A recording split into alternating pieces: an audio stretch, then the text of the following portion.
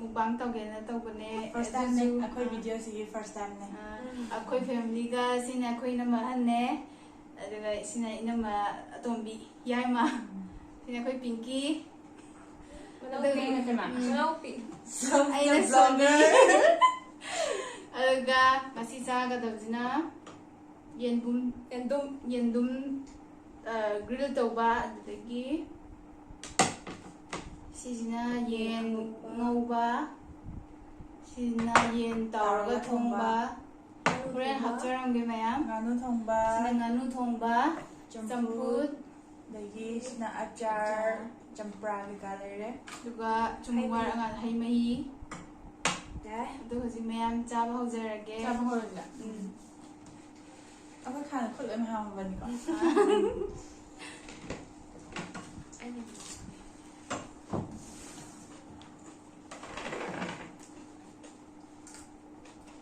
no cheers to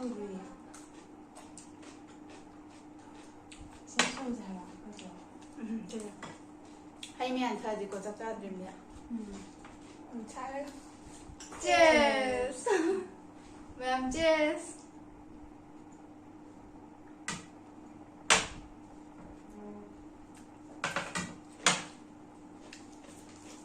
Đừng dài nhỉ.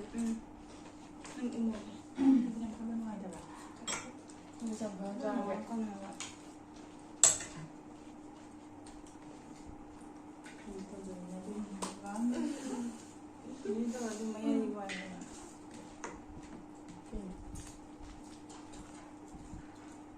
cái pizza thôi là lâu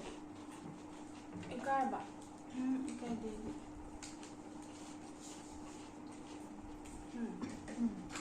Này mình dùng một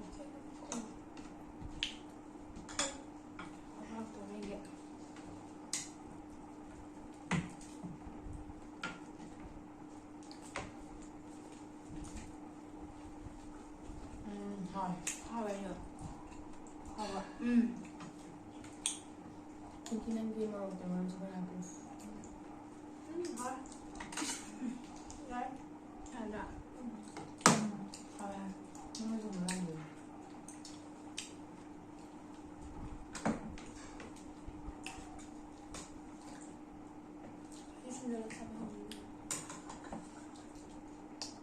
nên lâu bữa em hỏi ấy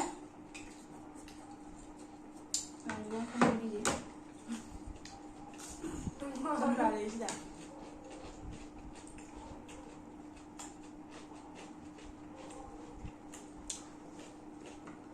Yang siapa nó orang?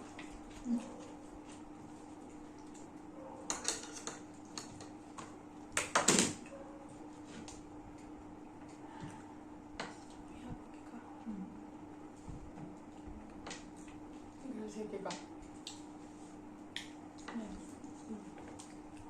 Kasi daw. Okay. em bạn không hỏi người à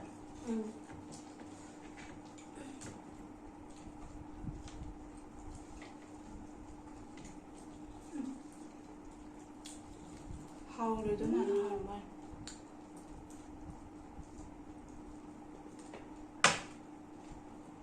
생선이야 Hindi lagi ang hublo ka naman ah. không bạc Ngawal mo.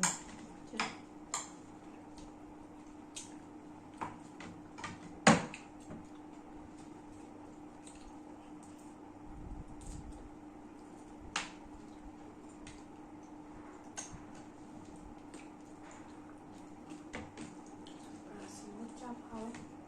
hỏi cho bạn không Ano hỏi ba niya? Mình làm mình nhớ rồi chứ dạ ấy mùi là mùi ra bao nhiêu nào cũng ngậm cái cả nó nhiều lắm một cả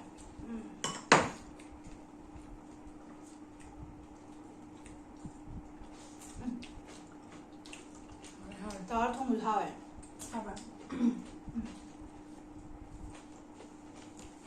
ấy chung chẳng dành bài cầm được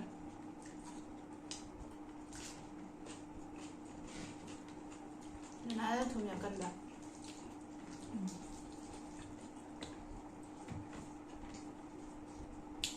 좀 하와요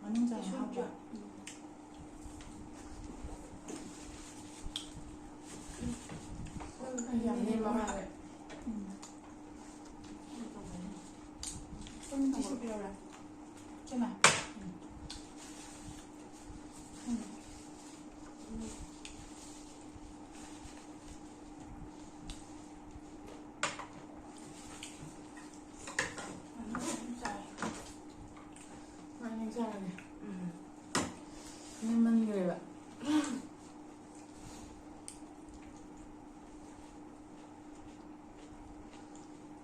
ꯅꯪ ꯍꯩꯃꯩ ꯄꯤꯕꯤꯔꯛꯀꯦ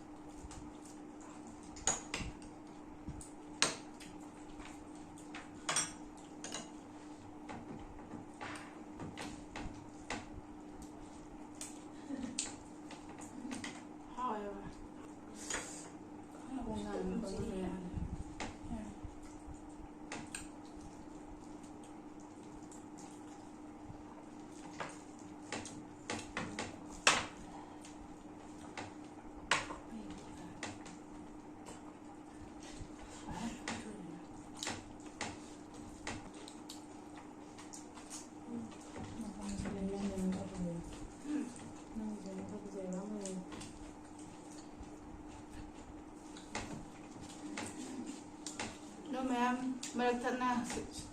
ꯍꯧꯖꯤꯛ ꯂꯣꯏꯁꯤꯟꯖꯔꯒꯦ ꯇꯥꯡꯁꯤꯗ ꯌꯥꯝ ꯍꯥꯎꯔꯦ ꯕꯥꯏ marinate ꯇꯧꯕꯗꯣ ꯍꯧꯖꯤꯛ ꯃꯆꯨ ꯉꯁꯥꯏ ꯍꯥꯞꯄꯧꯗ꯭ꯔꯦ ꯍꯧꯖꯤꯛ ꯈꯤꯇꯪ ꯃꯆꯨ ꯍꯥꯞꯄꯒꯦ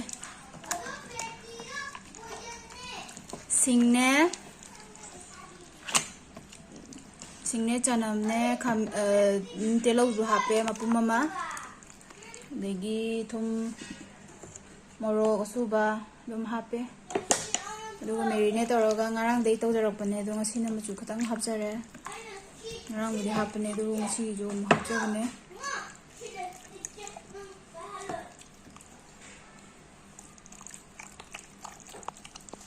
ꯑꯩꯈꯣꯏ ꯍꯧꯖꯤꯛ ꯑꯃꯨꯛ ꯒ꯭ꯔꯤꯜ ꯇꯧꯔꯅꯤ ꯃꯩꯁꯨ ꯊꯥꯒꯠꯄ ꯂꯣꯏꯈ꯭ꯔꯦ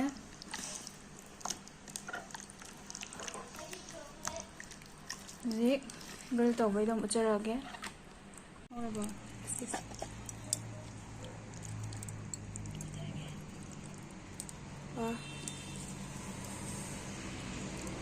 ꯁꯤ ꯍꯥꯎꯔꯣꯏꯗꯕ꯭ꯔꯥ ꯍꯥꯎꯅꯤ ꯍꯥꯎꯔꯣꯏ ꯍꯥꯏꯕꯤꯔꯛꯎ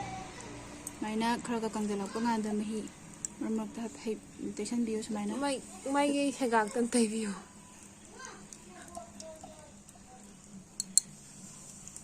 ꯍꯧꯖꯤꯛꯇꯤ ꯏꯪꯕꯒꯤ ꯈꯨꯠꯅ ꯄꯥꯏꯖꯕꯅꯤ ꯁꯥꯔꯒꯗꯤ ꯄꯥꯏꯕꯤꯔꯨꯅꯨ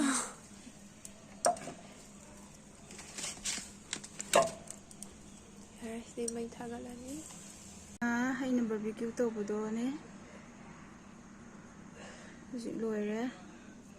ꯍꯧꯖꯤꯛ ꯇꯥꯎꯕ ꯂꯣꯏꯔꯦ ꯀꯥꯕꯨ ꯀꯥꯒꯦ ꯇꯧꯁꯟꯗꯣꯔꯦ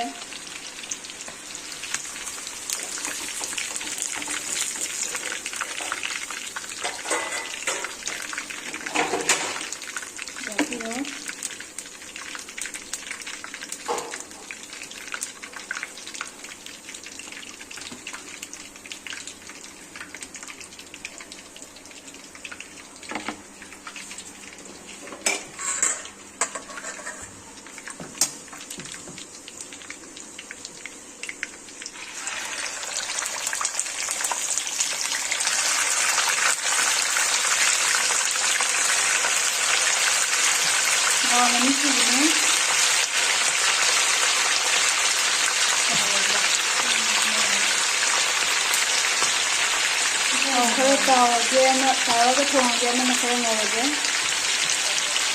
थोंगे हापरगे ये ताव थोंगे जीरा हापरगे दुम नॉर्मल तेलो की नौबानी खतंग काफरे यारे थबा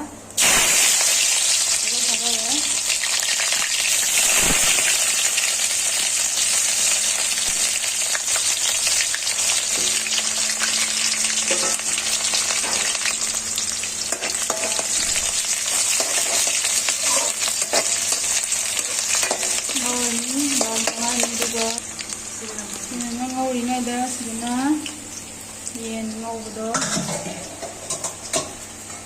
ꯂꯩꯔꯦ ꯁꯤ ꯂꯣꯏꯗꯣꯔꯦ ꯑꯃꯨꯛ ꯀꯪꯅ ꯉꯧꯗꯣꯏꯅꯦ ꯀꯪꯅ ꯊꯣꯛꯅ ꯃꯒꯨꯔꯤ ꯌꯥꯏ ꯊꯣꯛꯅꯤꯡ ꯀꯣꯟ ꯍꯥꯏꯇꯥꯔꯦ ꯍꯥꯎꯕ ꯃꯥꯟꯕ꯭ꯔꯣ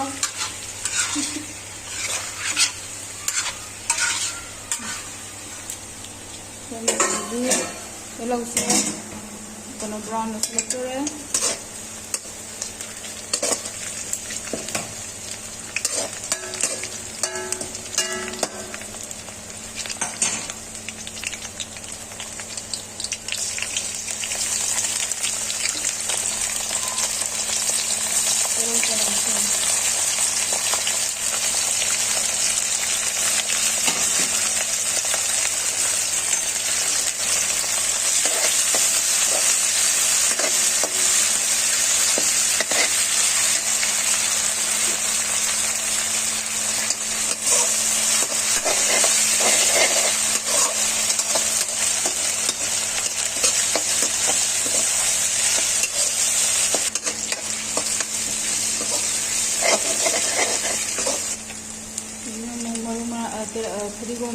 ꯑꯁꯨꯕ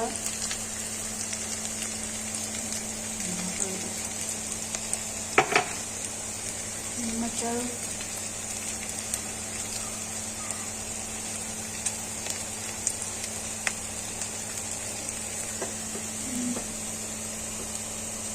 ꯉꯁꯥꯏ ꯃꯦꯔꯤꯅꯦꯠ ꯇꯧꯗ꯭ꯔꯗꯤ ꯂꯣꯏꯅ ꯇꯧꯈ꯭ꯔꯕꯅꯦꯕ ꯃꯆꯨꯒ ꯃꯣꯔꯣꯛꯒꯁꯨ ꯈꯤꯇꯪ ꯍꯥꯞꯆꯜꯂꯦ ꯏꯟꯖꯥꯡ ꯑꯣꯏꯔꯀꯥꯟꯗ ꯈꯤꯇꯪ ꯋꯥꯠꯇꯅ ꯃꯣꯔꯣꯛ ꯑꯇꯦꯛꯄ ꯑꯣꯏꯅꯁꯨ ꯈꯤꯇꯪ ꯍꯥꯞꯆꯒꯦ ꯍꯣꯔꯦꯟ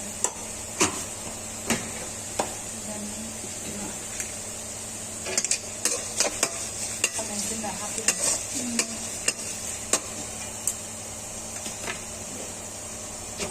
ꯈꯥꯃꯦꯟꯁꯤꯟꯕ ꯒ꯭ꯔꯥꯏꯟ ꯇꯧꯊꯣꯛꯄ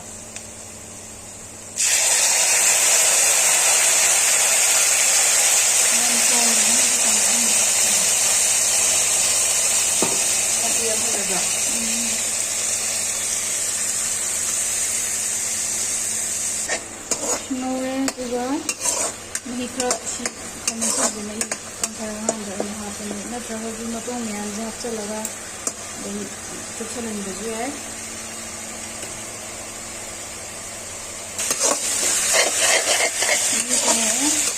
ꯃꯇꯣꯡ ꯍꯥꯞꯄ ꯌꯥꯅꯤ ꯌꯥꯝ ꯃꯣꯔꯣꯛ ꯑꯇꯦꯛꯄꯗꯤ ꯑꯗꯨꯝ ꯉꯧꯕ ꯍꯥꯞꯄꯁꯨ ꯌꯥꯏ ꯁꯤ ꯑꯗꯨꯝ ꯉꯧꯔꯤꯉꯩꯗ ꯑꯗꯨꯝ ꯍꯥꯞꯄ ꯌꯥꯅꯤ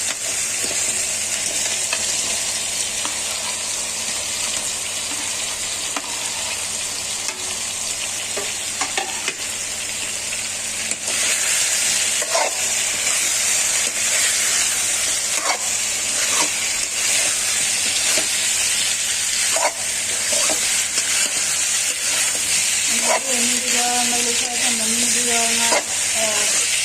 tepo kung maging ang hapalan